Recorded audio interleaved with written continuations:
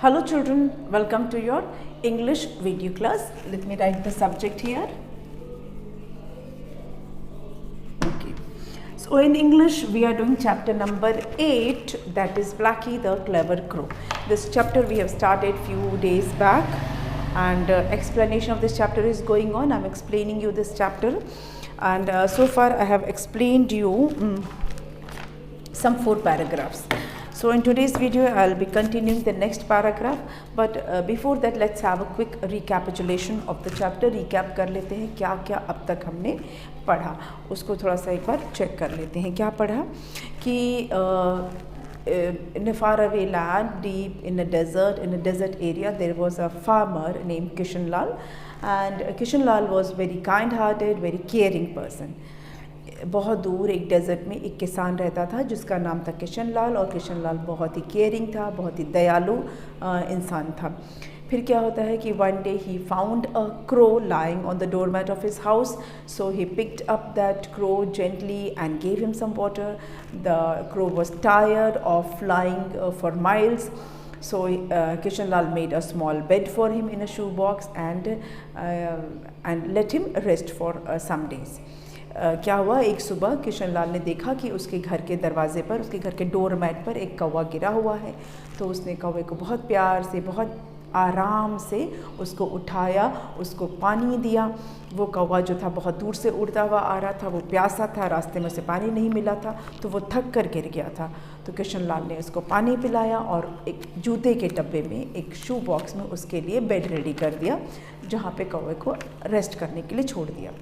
कुछ दिनों के बाद वो क्रो जो है वो वापस पहले जैसा हो गया.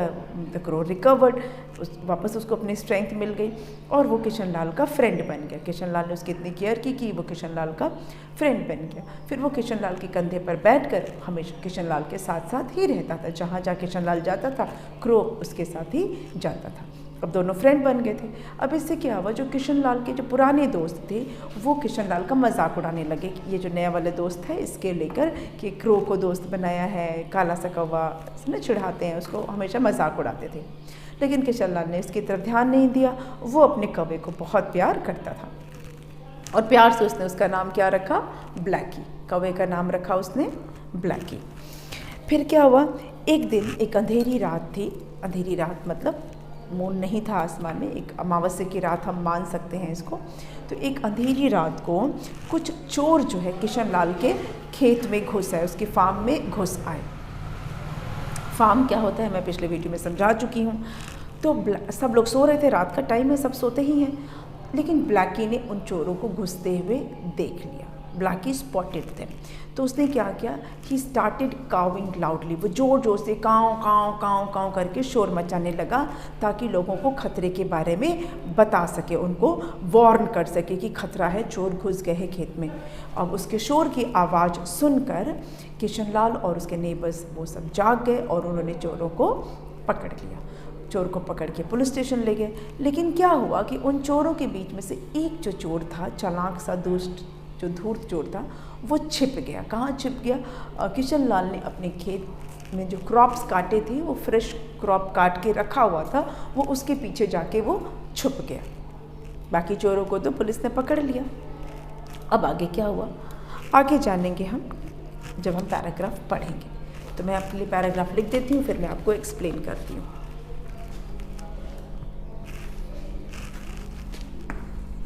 The thief was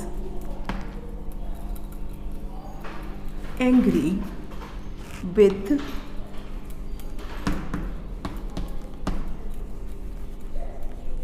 Kishan Lal for taking his friends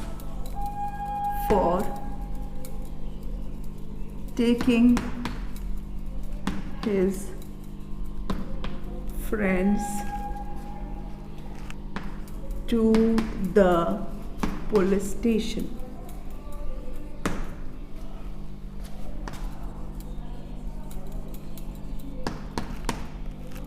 He waited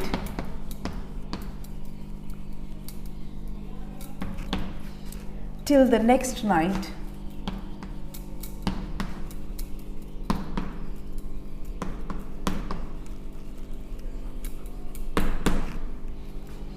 and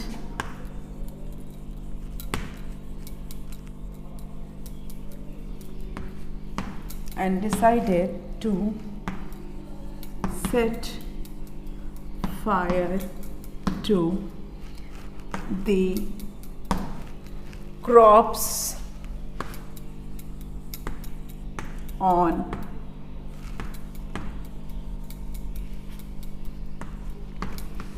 Kishan Lal's farm. The alert Blackie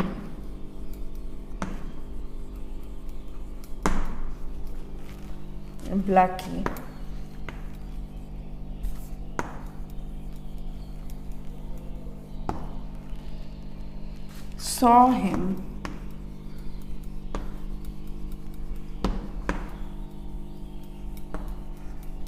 creeping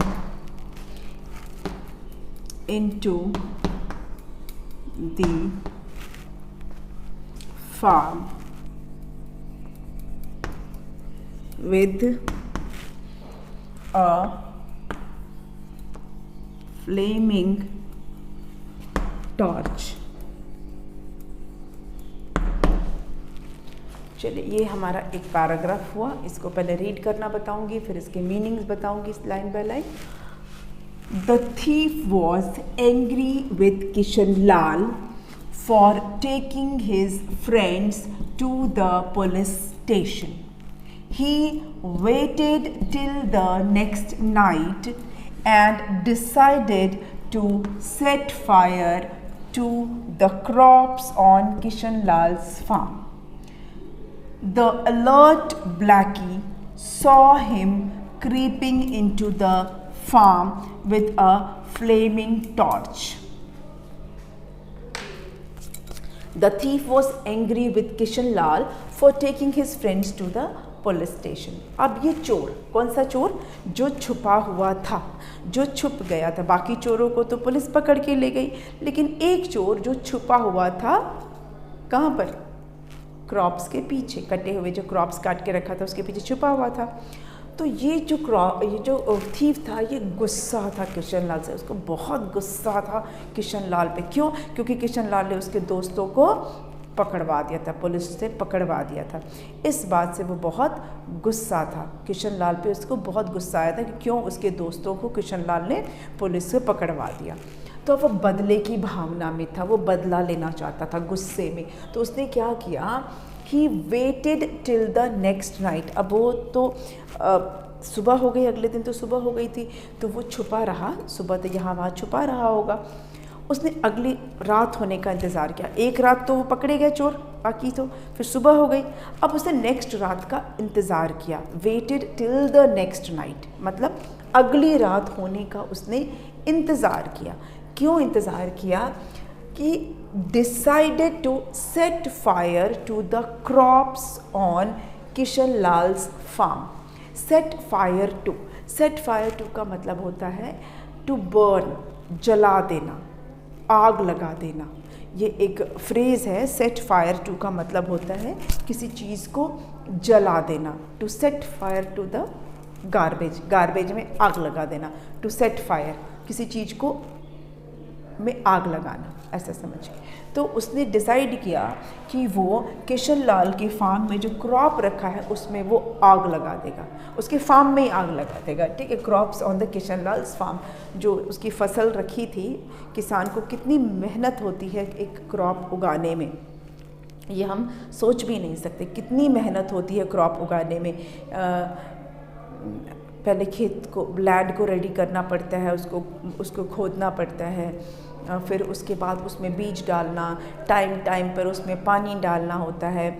पानी कहाँ से डालेंगे? या तो बारिश उसका पानी होगा या फिर ट्यूबवेल से पानी डालते हैं. और बारिश अगर टाइम पे नहीं हुई तो क्रॉप ख़राब भी हो जाता है. कभी कभी क्या होता है कि ओले पड़ जाते हैं, हेल्स आ जाते हैं. कभी कभी बारिश टाइम पे नहीं होती है, पानी टाइम पे नहीं मिलता है, तो क्रॉप्स कभी कभी सही से उग नहीं पाते हैं. क्रॉप्स जो है वो ख़राब हो जाते हैं. तो बहुत मेहनत करनी पड़ती है किसान को क्रॉप उगाने में, जो हम आप नहीं समझ सकते। जो लोग खेती करते ना उनको पता होगा कितनी मेहनत होती है। तो किसान के लिए वो कितना इम्पोर्टेंट होता है क्रॉप, और उसमें कोई आग लगा दे, सोचो कितना नुकसान होगा, है ना। है ना नुकसान की बात, किसी की पूरी मेहनत को में आग लगा देना। आपने सपोज़ कॉपी में बहुत सुंदर सुंदर अपना सारा काम किया है, सारा कुछ किया है, और कोई आपकी कॉपी चुरा ले, कैसा लगेगा आपको, है ना। या आपकी कॉपी में कोई आग लगा दे, कितना दुख होगा। तो किसान का सारी मेहनत थी और उसने डिसाइड किया कि वो उसी में आग लगा देगा, क्रॉप में ही आग लगा देगा। फिर क्या हुआ, द अलर्ट ब्लैकी। अब ब्लैकी जो, अब यहाँ पे देखिए एक डिस्क्राइबिंग वर्ड यूज़ हुआ है ब्लैकी के लिए। ब्लैकी कैसा Blackie, alert Blackie, the alert Blackie. वो सावधान था, वो सतर्क था। हमने पढ़ा है ना कि जो क्रोज होते हैं वो बहुत इंटेलिजेंट होते हैं। This we have studied in the previous chapter, isn't it. तो जो ब्लैकी था ये बहुत चालाक था, ये बहुत ही क्लेवर था, और ये बहुत अलर्ट था, सावधान था, सतर्क था। उसने क्या किया, ही सॉ हिम मतलब किसको, चोर को, यस, उसने चोर को, the alert Blackie saw him creeping into the farm. Creeping मतलब चोरी चोरी, चुपके चुपके कहीं घुसना। क्रीप करना मतलब धीरे से नीचे होके झुक झुक के चलते ना, ऐसे चुपके से कहीं एंटर करते ना, क्रीप करना। ब्लैकी ने देख लिया इस चोर को धीरे से घुसते हुए, चुपके से खेत के अंदर घुसते हुए उसने देख लिया, ठीक है। The alert Blackie saw him creeping into the farm. उसने उसको फार्म में घुसते हुए देख लिया, चोरी से। क्रीप करना क्या होता है, ऐसे नॉर्मली ना, ऐसे किसी को पता ना चले, ऐसे थोड़ा सा नीचे की तरफ झुक करके ना, ऐसे ऐसे छुप छुप के घुस जाना, ऐसे घुस रहा था वो, तो देख लिया। और उसने क्या लिया हुआ था, उसने हाथ में लिया हुआ था फ्लेमिंग टॉर्च। फ्लेमिंग टॉर्च क्या होता है, इसे हम हिंदी में मशाल बोलते हैं। एक स्टिक होता है, उसमें थोड़ा सा कपड़ा वगैरह बांध के उसमें आग लगा देते हैं, तो वो ना स्टिक में वो जलता रहता है। वो एक स्टिक जिसमें कुछ कपड़ा, कॉटन का कपड़ा वगैरह लपेटा होता है, और उसमें जब हम आग लगा देते हैं तो वो उसकी फ्लेम्स निकलती हैं, उसको हम बोलते हैं फ्लेमिंग टॉर्च। हिंदी में कहते हैं मशाल जलाना। तो वो जो चोर था, एक तो वो क्रीप कर रहा था, चोरी छुपे फार्म में घुस रहा था, और उसके हाथ में फ्लेमिंग टॉर्च था। उसने हाथ में जलता हुआ मशाल लेके रखा हुआ था। ये टॉर्च से आप कंफ्यूज मत होना, जो हम घर में टॉर्च यूज़ करते हैं वो वाला टॉर्च नहीं, यहाँ पर जलती हुई जो मशाल होती है उसकी बात हो रही है। एक स्टिक जिसमें आग लगा के यूज़ करते, पहले ज़माने में बहुत ये सब यूज़ होता था। तो उसके हाथ में वो फ्लेमिंग टॉर्च था, उस चोर के हाथ में फ्लेमिंग टॉर्च था। तो उसने क्या किया, ब्लैकी ने उसको ऐसा करते हुए देख लिया। He saw him entering the farm. अब ब्लैकी के दिमाग में आया होगा कि ये चोर, ये तो अपने घर का मेंबर है नहीं, मतलब ये भी चोर है, और इसके हाथ में एक जलती, इसने हाथ में आग ले रखा है, मतलब तो ज़रूर ये कुछ गलत करने जा रहा है। समझ में आया। तो वो उसको कुछ शक हुआ होगा, तो ब्लैकी ने क्या किया होगा, अब क्या करेगा ब्लैकी। पहली बार तो उसने शोर करके, पहली बार उसने शोर मचाया था, शोर मचाकर उसने अलर्ट कर दिया था, ठीक है। तो अब यहीं पर, अब आगे यहीं से हमें देखो, हमें पता कैसे चल गया कि ये जो चैप्टर का नाम आपको समझ में आया, ब्लैकी द क्लेवर क्रो क्यों लिखा हुआ है। देखिए, सबने सोचा कि चोर तो पकड़े गए और सब शायद रिलैक्स हो गए होंगे, लेकिन ब्लैकी जो था वो अलर्ट है, वो सतर्क है, वो सावधान है। तो ऐसा नहीं कि उसने चोर को छुपते हुए देख लिया था, लेकिन मतलब वो जब सब लोग सो रहे होंगे तो फिर वो उतना ही चौकन्ना था, और इसीलिए उसने शायद देख लिया चोर को। अब चोर क्या करने जा रहा था, हमें पता है कि वो आग लगाना चाहता था क्रॉप में। तो क्या इस बार भी ब्लैकी ने कुछ ऐसा किया, क्या वो क्रॉप को बचा पाया। अब उसने ऐसा क्या किया कि कि क्रॉप को वो बचा पाया, या कैसे उसने बाकी लोगों को फिर इसके बारे में बताया, ये सब हम जानेंगे अब अगले वीडियो में। ठीक है, आज के वीडियो का ये पैराग्राफ मैंने एक्सप्लेन कर दिया है प्लीज़ रीड दिस पैराग्राफ। जो भी इसमें ऐसा बहुत कोई टफ वर्ड नहीं है, इसमें ऑलमोस्ट सारे इजी वर्ड है एक्सेप्ट क्रीपिंग एक वर्ड है, और तो कोई टफ वर्ड इसमें नहीं है वैसे।